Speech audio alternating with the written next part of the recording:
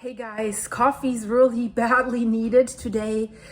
There's lots that I want to tell you today. What's happening in the magma chamber underneath Svartsengi and the Blue Lagoon? What's happening with the current eruption? There is news. There is something very interesting going on. There's something going on with Grindavik and the administration. They have finally decided, and that usually never happens, to reduce bureaucracy. But let's start. What is going on? What are they expecting? Because the magma chamber underneath Svartsengi, that has been filling up there basically right away after the initial eruption began, is fuller than it ever has been before. So we know that it usually did fill up when it was like between 8 to 13 million cubic meters, rather less. We have seen the intrusions, we have seen the eruptions, but guess what? We have reached an amount of 13 million cubic meters in that magma chamber. That is stunning, guys, because two facts. It is as high, as full as it never has been. And plus, we still have an ongoing eruption. So there's still magma flowing out, but still, although there is a release of something flowing out, it has still filled up to more than maximum capacity, right? So is this the meaning that something very, very massive is going to happen? Because look at the eruptions that we've seen before. What has happened in those eruptions? We had within a few hours this fast flowing, very liquid lava reaching kilometers and kilometers. And that's the danger, guys. Because remember, if you look at the maps of the previous lava flows, you see the defense walls of Svartsengi, where the Svartsengi power plant and the Blue Lagoon is located. There he wakes up the Lagoonies, right? This was reaching the defense walls about 4.5 kilometers just in a few hours, going over the main access road, Grindavik, flowing along the defense walls, destroying the hot water pipes, the heat, where the heat goes to the homes on the southern Reykjavik Peninsula. So the risk is now that this lava might flow super fast towards Grindavik and over the defense walls in Grindavik, because the existing lava carpet that we have there has been building up since the eruption began in March 16th, has been flown over layer, so that it's higher than the defense walls that are built around Grindavik. They did, during this eruption, make the defense walls higher. They lifted them from 8 meters to above like 12 to 14 meters. But still, now the lava carpet, especially in the northeastern parts, and if you see that map here, you see where it breached the defense walls already, is about 4 meters higher. So right now they're saying it doesn't make sense to try to increase these defense walls, but it rather makes sense to prepare should there be some fast flowing lava that will breach these defense walls and flows into the area that's inside the defense walls. They're building a second row of defense walls that will divert the lava, and they have started yesterday, but they say it's going to take about 3 weeks. So these, I call them Fraggle Rock, super cool excavating guys. They're working on it. But you know, guys, sorry, this is amazing. 13 million cubic meters in that magma chamber. I don't think this magma chamber will wait 3 weeks until they're done with their defense walls, until it's going to shoot something out. And, you know, there were the discussions, where is it going to erupt? In the existing crater along the magma dike? So they always said, yeah, we think it's going to increase the current eruption significantly, but they're not ruling out that it could hit somewhere else inside of Grindavik, where the Mount Thorbjorn is. We have like the Blue Lagoon, the power plant, Mount Thorbjorn, and then south of Mount Thorbjorn, there's Grindavik, and there's this magma dike. So it could be also south of the current eruption, closer to Grindavik, which would be very, very bad if you think about lava flows. And of course, if it erupts inside the current defense walls, like it already did in January, there was a big surprise when that fissure opened inside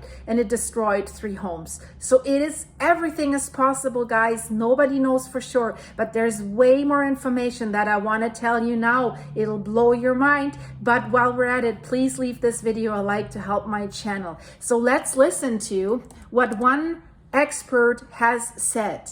I didn't know that I'm so boring that everyone's falling asleep here, but it seems that way. So my co-host is not really taking part in this podcast.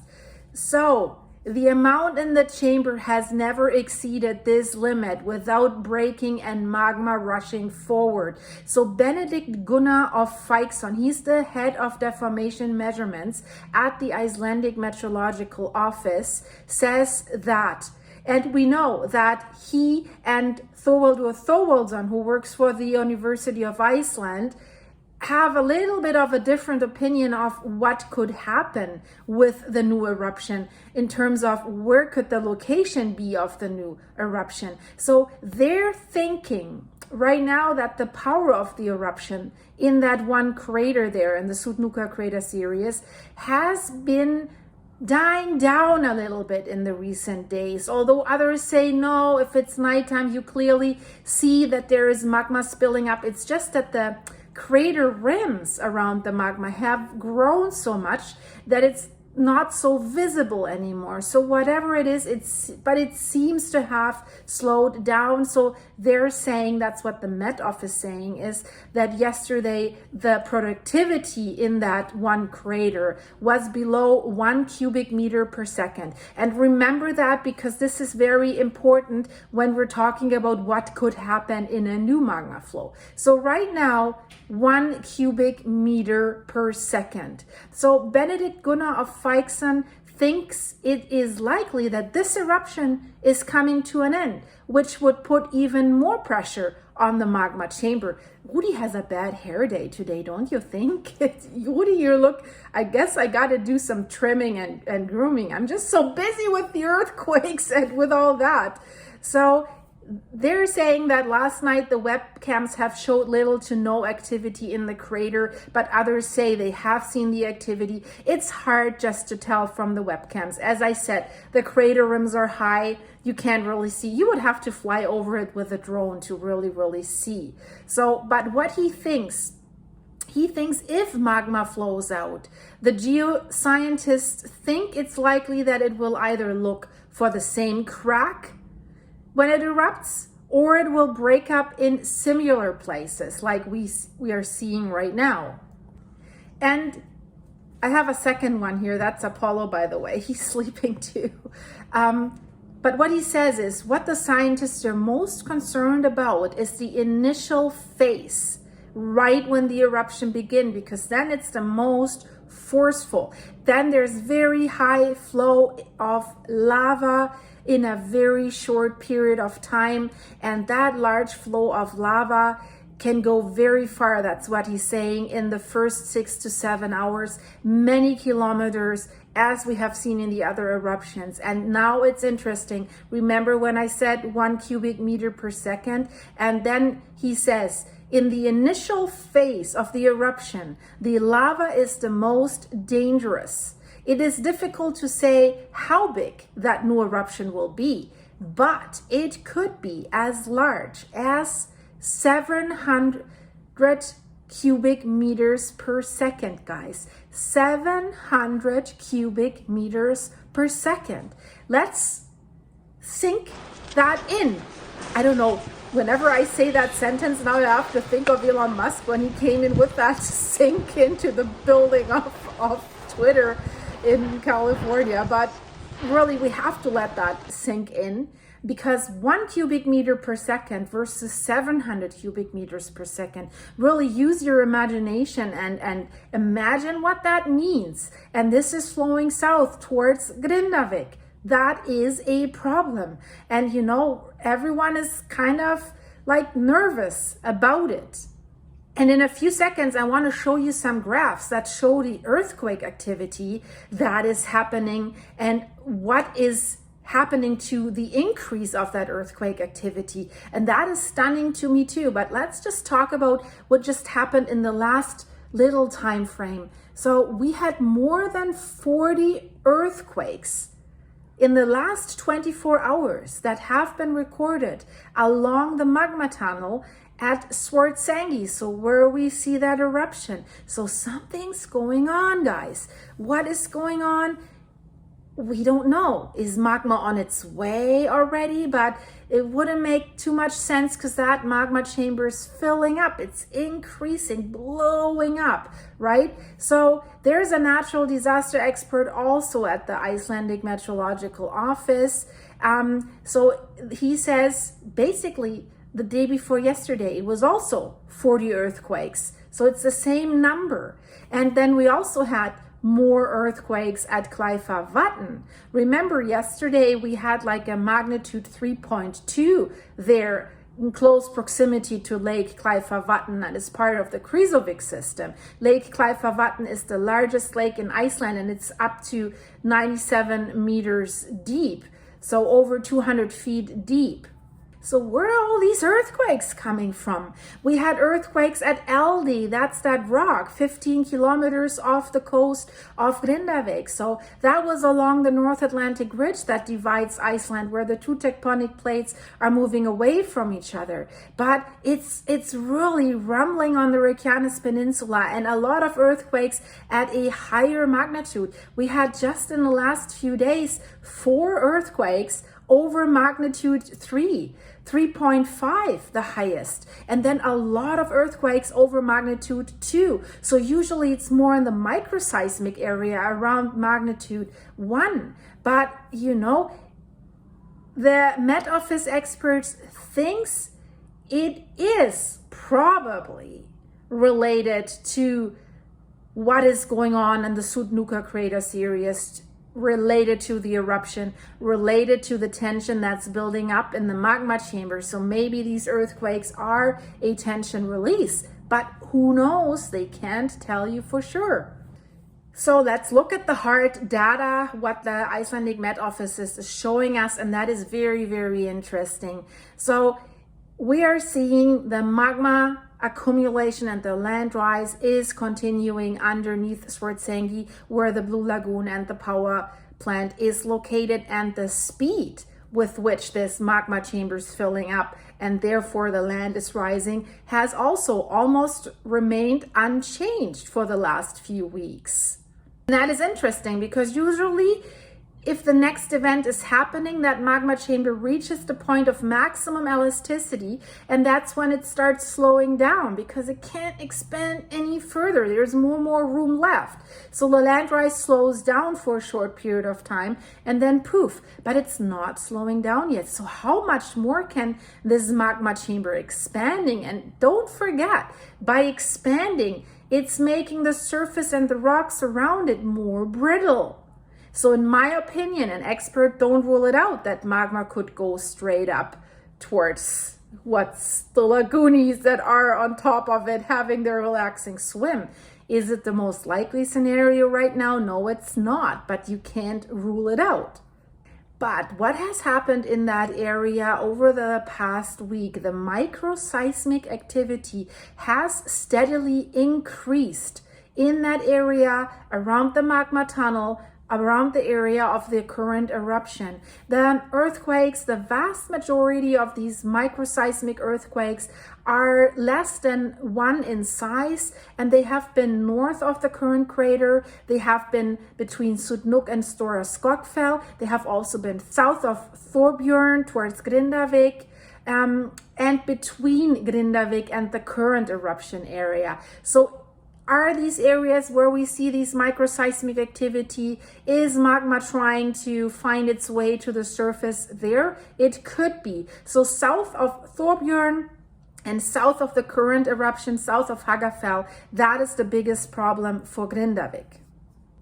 And that slow increase in this seismic activity, and you can see the graph here, I'll explain it in a second, that's a sign of tension release in and around that magma tunnel, that magma passage that we have in the Sudnuka crater series, because the magma pressure has increased in the magma chamber under Svartsengi. So we see, look at this map here, it shows the seismic activity in the area since April 15th. And there you can see there's a lot around Grindavik, a lot around like where you see Mount Thorbjörn. There's a lot south of Mount Thorbjörn and like west of Grindavik if you look at this. But then you see where the cluster is north, that's where the current eruption is. So there is a lot of cluster seismic earthquakes because yeah, there's magma still flowing in that area. But then it goes along that magma dike, that 15-kilometer long magma dike that has formed on November 10th that goes from the current eruption along and through Grindavik. And there you see there is activity south of the current eruption. Then let's look at the earthquakes here. We have this picture here. So the pink graph shows the magnitude of these earthquakes, and the lower graph shows the number of earthquakes per day, the blue bars. I think the blue bars are self-explanatory. It has gradually been going up. The number of earthquakes has gradually been going up. But you might look at the pink graphs with all the dots. You see that is the magnitude of all these earthquakes. And now you look at that and you're like, it's negative, right? And I want to explain this to you so that you understand what it means. How can the magnitude of an earthquake be negative? It can, if you understand how these magnitude are calculated.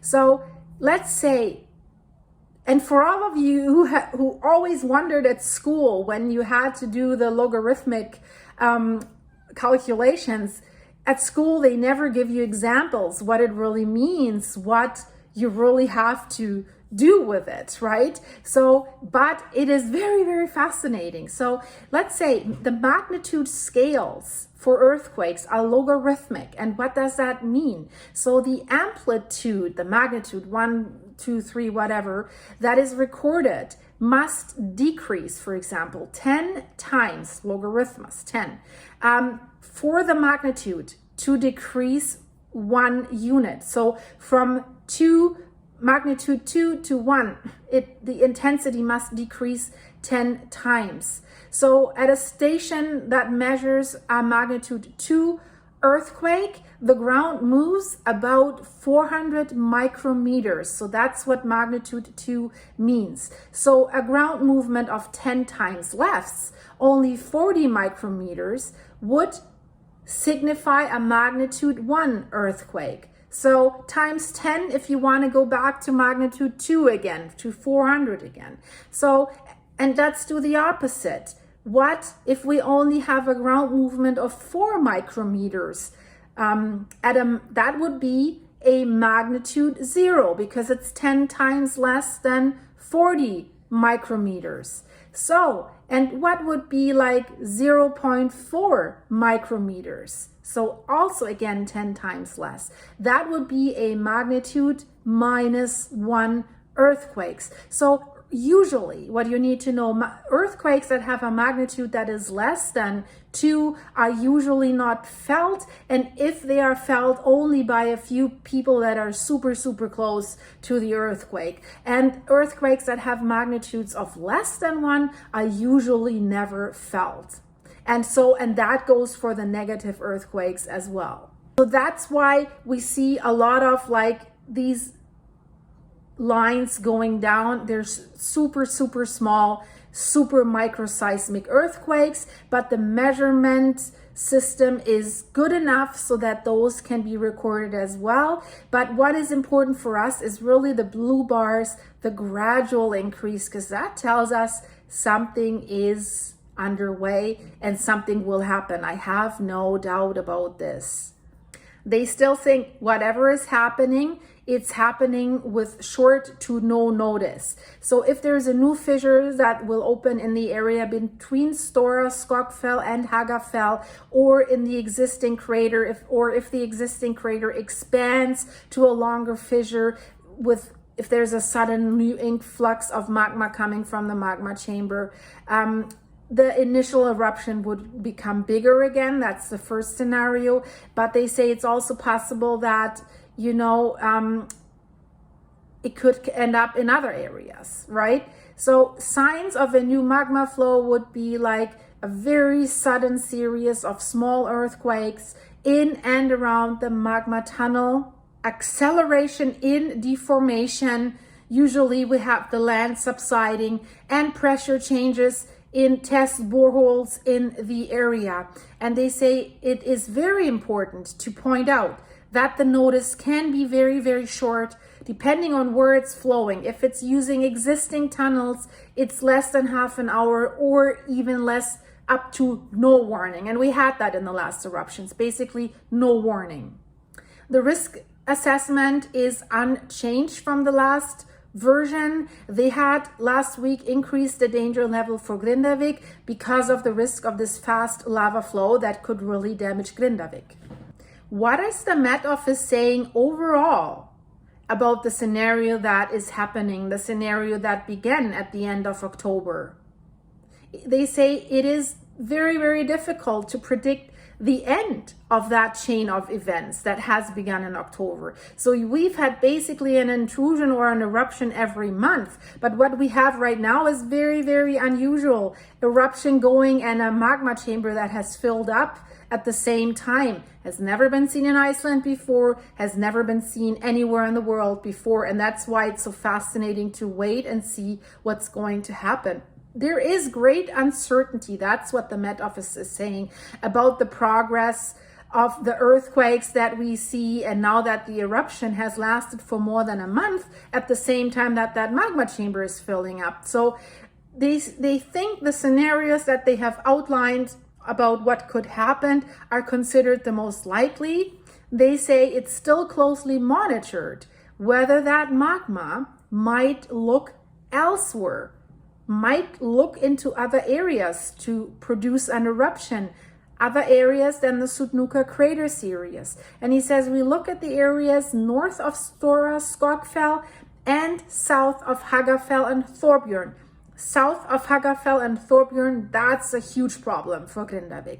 And he says, and if magma were to break its way to the surface outside of the areas that have already erupted, the good thing is, you can say, is that there would be more warning time. Because if the magma needs to grind new tunnels, there would be greater earthquakes, larger sized earthquakes, and a big, big cluster for a little bit longer time. There would be more warning time because the activity to grind that new magma tunnel would be much greater than using the existing flow areas. So I find it fascinating, I find it concerning, and I'll keep you updated about this, guys. So thanks for staying with me during the whole video. If you're new here, please subscribe, and please don't forget to leave us a like, my co-host, or what can I say, guys?